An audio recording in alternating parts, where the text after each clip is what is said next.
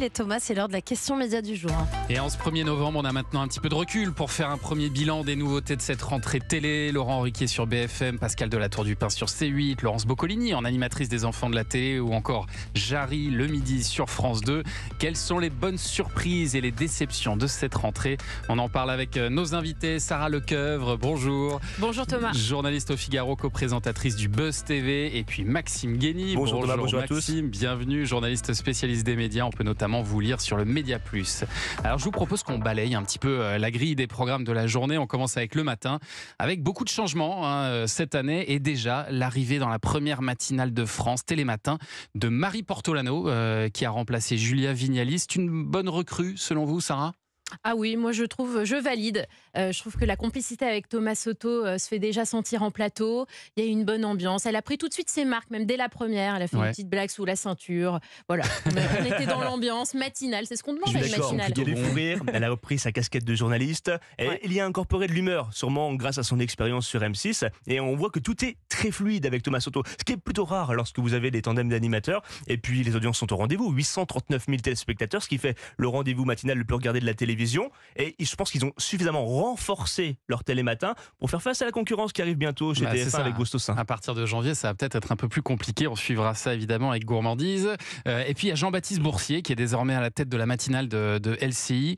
Les débuts ont été un peu compliqués, mais les audiences progressent quand même. Les audiences en progression de plus de 15% par rapport à l'année dernière. C'est vrai que c'est une figure de l'info. Donc il est identifié comme tel. Donc ça c'est beaucoup plus pratique du fait de ses années chez BFM TV. Ouais. Après, le vrai souci, la vraie contrainte de LCI, c'est son canal 26. Il faut quand même y aller au canal 26 pour pouvoir consommer. Il y a le réflexe le soir quand même. Il y a un réflexe le soir, ça veut dire que le contenu éditorial est bien présent et que lui, il l'incarne bien. Et c'est vrai que jusque-là, le point noir, c'était un peu leur matinale à LCI, et là, ça a l'air d'aller un peu mieux. Et là, oui, il a fait une très bonne première semaine, deuxième semaine, une petite chute d'audience, et là, je pense qu'il bénéficie du conflit israélo-palestinien, parce que LCI est très bon sur les sujets internationaux et étrangers.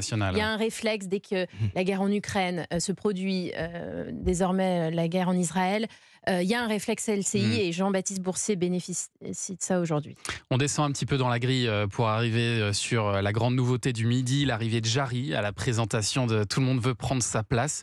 Comment vous le trouvez, vous, dans cet exercice, d'abord, avant de voir ce que le public en dit? Il s'est réapproprié le jeu, je trouve. C'est la vraie surprise. Je ne m'attendais à rien, finalement, mais du fait qu'il soit debout, qu'il soit en contact avec les candidats, en fait, il joue son stand-up du midi. Après, avec cela, il a été accompagné par un côté cosmétique avec un nouveau générique, un nouvel habillage, des spéciales. Donc, il y a une volonté d'événementialisation. Et aujourd'hui, je trouve qu'il est raccord avec le personnage qu'il incarne et l'émission qui est diffusée. Un style qui est quand même très différent de celui de Laurence Boccolini. Oui, et moi, s'il fallait choisir, je préfère le style Jarry. C'est vrai, il est debout, comme disait Maxime, ça joue beaucoup. Ce que faisait Nagui aussi à l'époque. Ce que faisait Nagui, tout à fait. D'un seul coup, vous êtes en adéquation avec les candidats, vous êtes proche d'eux. Il fait de l'impro, il fait son boulot aussi d'humoriste et c'est ça qui plaît. Il met son expérience d'humoriste au service du jeu. Ouais, c'est ça. Et on en a besoin pendant midi et il fait plus ou moins 1 500 000. C'est moitié moins que les 12 coups de midi, mais ça a toujours été un peu le cas. Peu ou prou. Je crois que c'est ça l'expression. Absolument, ouais. Bravo, merci. Bon, on va continuer à parler de toutes ces nouveautés de la rentrée. Il faut qu'on parle de PAF, bien sûr, de Pascal Delatour du Pin. Et puis Laurent Ruquier, le soir aussi. On revient dans 2 minutes. À tout de suite. Culture Média sur Europe 1. Est-ce que Paula, commerçante, a décidé d'ouvrir son propre magasin parce qu'avec l'assurance Pro-Alliance, elle est indemnisée en cas de vol dans ses locaux professionnels? Eh oui, un peu. Car si sa principale raison reste d'avoir enfin sa boutique, Paula sait qu'elle doit être bien couverte face aux aléas. Alliance accompagne les professionnels afin que leur seule préoccupation soit leur cœur de métier. Les garanties présentées s'exercent dans les conditions et limites du contrat souscrit. Alliance, avec vous de A à Z.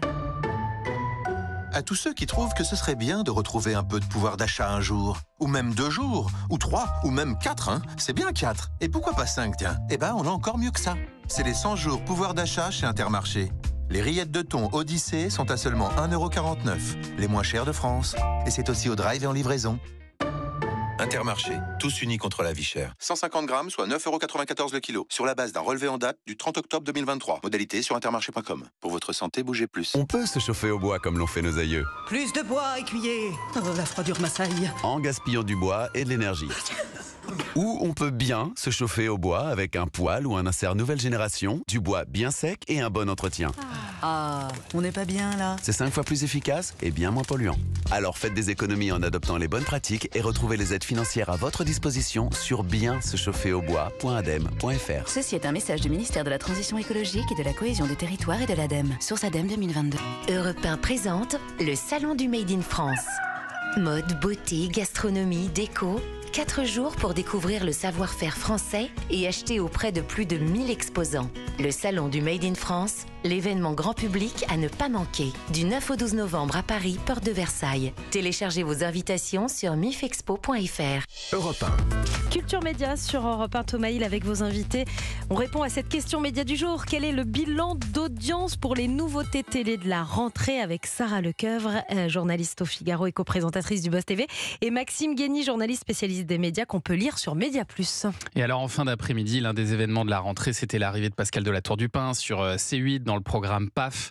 Alors sur ce sujet, Maxime Guény, je vous donne d'office un joker parce que vous participez parfois. Mais j'ai les informations en interne. Il a un conflit d'intérêt. Vous participez parfois à cette émission, donc votre avis risque de manquer un tout petit peu d'objectivité. Sarah Lecoeuvre, c'est encore compliqué pour l'instant pour Pascal de la Tour du Pin. Ouais, la moyenne, elle est à 200 000. Hein. Je parle sous votre contrôle à tous.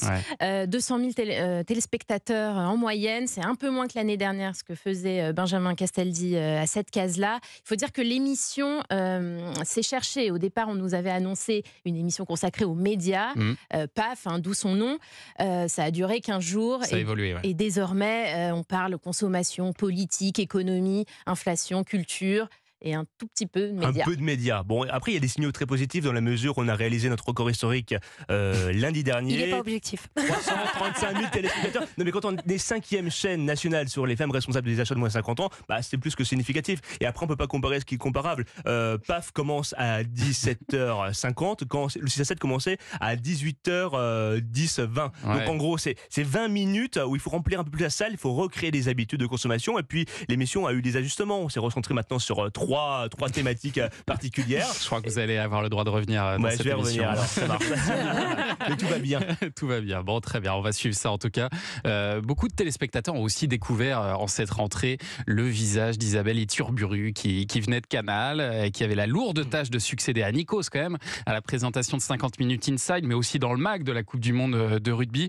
C'est l'une des bonnes surprises de cette rentrée pour vous, Isabelle Iturburu? Elle est rentrée dans ses chaussons avec le rugby qui est sa spécialité et même avec 50 Inside, outre son côté solaire, agréable et souriant. Après, il faut rappeler que 50 Inside, c'est une mécanique très rodée, c'est 95% de reportage. Là où elle peut vraiment imprimer sa marque, et on le voit, c'est 1 sur les plateaux, 2 sur l'interview célébrité. Et pour l'instant, je trouve qu'elle fait bien le taf. Et elle l'a fait dès sa première en recevant Muriel Robin. C'était un coup, puisque c'est la première fois que l'humoriste revenait sur l'affaire Pierre Palmade. Et ça a fait beaucoup de bruit. Donc c'était déjà une réussite dès la première. Le tout petit bémol, c'est peut-être sur la cible des fameuses ménagères de moins de 50 ans, où il y a une légère baisse par rapport à Nikos. Mais enfin, c'est une baisse à la marge. Samedi dernier, ils étaient à 26% sur la cible. Après, c'est toujours plus ou moins variable. Là, on rentre dans la période hivernale. Ça va ne faire qu'augmenter. Ouais. En Access, toujours, France 3 a transformé ses 12-13, ses 19-20 pour en faire des rendez-vous entièrement régionaux. Et alors, pour l'instant, j'ai l'impression que les téléspectateurs adhèrent pas totalement à ce changement, Sarah Lecoeuvre. Sur le 19-20, vous voulez parler? Oui, enfin... les deux, d'ailleurs, parce que le 12-13 aussi a pas mal perdu en audience. 10% d'audience en moins, 7% pour le 19-20. Il y a une baisse, mais en même temps, en face, vous avez Nagui, et n'oubliez pas les paroles qui cartonnent sur France 2. Vous avez les talk shows, et bien sûr, vous avez les JT de TF1 de France 2, qui restent des repères pour les téléspectateurs. Il ne faut pas oublier que c'est quand même le lancement de 48 nouvelles éditions, une transformation majeure et surtout une démarche de décentralisation de l'information. Les éditions du soir, pour vous donner un simple chiffre, 2 400 000 téléspectateurs, ce qui en fait, il se place CGT juste derrière les deux principaux journaux que sont TF1 et France 2. Et puis Laurence Boccolini vient de reprendre les rênes des enfants de la télé. Alors elle a animé pour l'instant seulement 2 dimanches, mais ça a pas mal baissé entre la première et la deuxième semaine. Elle a perdu 400 000 téléspectateurs d'une semaine à l'autre. Vous avez eu l'occasion de regarder déjà son on a émission? regardé, et contrairement à Tout le monde veut prendre sa place, je la trouve beaucoup plus à l'aise sur les enfants de la télé, avec les people, à parler avec eux. Il y a eu des petits changements cosmétiques, quelques nouvelles rubriques, mais 400 000 téléspectateurs en moins sur la deuxième émission, c'est pas non plus alarmant à voir sur 2-3 semaines. Puis c'est à relativiser, puisque là, on est en période de vacances scolaires et il faut rappeler qu'il y a moins de gens devant la télé, donc fatalement, il y a moins de téléspectateurs, d'où les 400 000 téléspectateurs de moins. Il faudra voir sur la durée et là, le mois à venir. Et je peux vous confirmer que les déclinaisons en prime des enfants de la télé ne sont toujours pas à l'ordre du jour, même si Endemol est prêt à dégainer et à cette possibilité de produire très rapidement des primes si France 2 a des besoins de divertissement. On pourra poser la question vendredi à Jean-Louis Blot, le patron d'Endemol, qui sera notre invité. On termine avec celui qui a abandonné la présentation des enfants de la télé pour aller animer le 20h de BFM TV, Laurent Ruquier.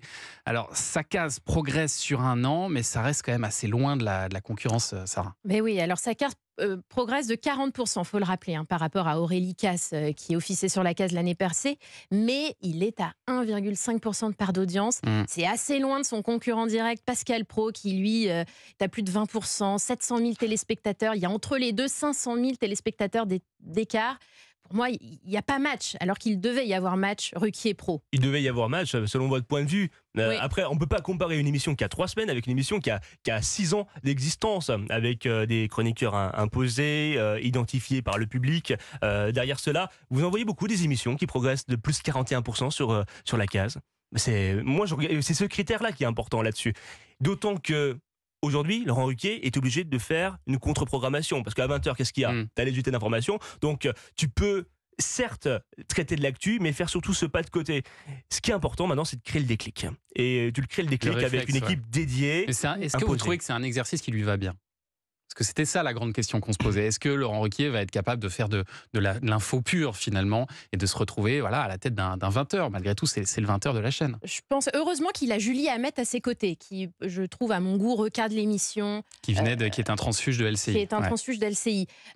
C'est elle qui dit bon, là, c'est la chronique d'un tel, les flash infos est prévu. Heureusement qu'il l'a à ses côtés pour encadrer l'émission. Je tiens quand même à rappeler que la première semaine, il a fait une très bonne première semaine, Laurent Ruquier, plus 400 000 jusqu'à 500 000 téléspectateurs. Malheureusement, la salle s'est vidée depuis. Son vrai savoir-faire, c'est de mettre le fond au service de la forme et vice-versa. Voilà. Et je pense que c'est sur ce point-là qu'il peut un peu gratter. Et puis après, ça va peut-être bouger aussi au sein de BFM. On va voir, puisqu'il risque d'y avoir du mouvement, forcément, avec le départ de Bruce Toussaint. Il y aura peut-être un jeu de chaises musicales. Qui sait, peut-être que Laurent Ruquier va bouger aussi en soirée.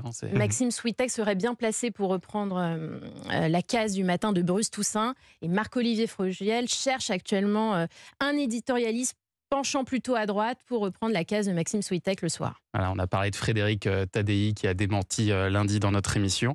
On va voir si ça change ou pas dans les semaines à venir. Merci à tous les deux en tout cas d'être venus à ce micro ce matin. Sarah Lecoeuf, journaliste au Figaro, co-présentatrice du Buzz TV, et Maxime Guény, journaliste spécialiste des médias. On peut vous lire sur le Média Plus et puis vous retrouver dans PAF, évidemment, aux côtés de Pascal de la Tour du Pin. Merci à tous les deux.